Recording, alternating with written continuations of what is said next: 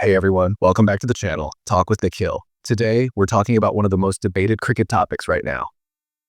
Why was Sanju Samson left out of the latest ODI squad, even though he scored a century in his last match?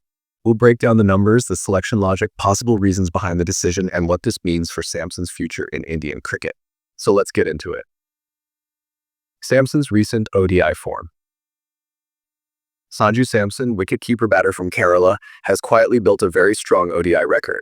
Matches 16 runs 510 average, FH 56.67, 50s, 3 100s, one in that century. It came in his last ODI, 108 off 114 balls against South Africa in December 2023.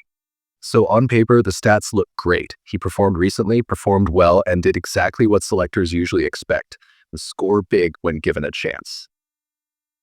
So what happened with selection? For the upcoming ODI series against South Africa starting 30th November 2025, BCCI announced the squad.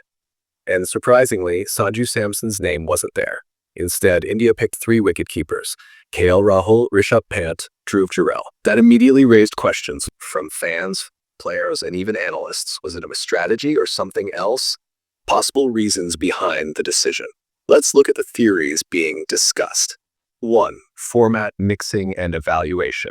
Former India captain Anil Kumble openly criticized the selection, saying, open quote, Samson scored 100 in the last ODI, but selectors seem to be mixing form across formats. Close quote, meaning, even though Samson was excellent in ODIs, his inconsistent T20I performances may have influenced the call, which ideally shouldn't happen.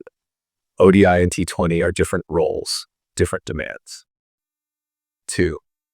Team composition and role definition. The management seems to be prioritizing multi-format continuity. Pant and Jurel are seen as better fits in the middle order, good wicket keepers, long-term investments.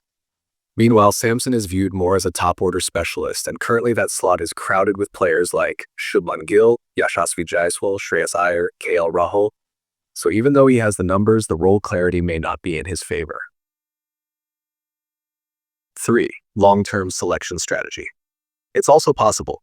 The selectors are planning for the next major ICC event. They want continuity rather than rotation, or they're backing younger keepers like Jurel as a project player.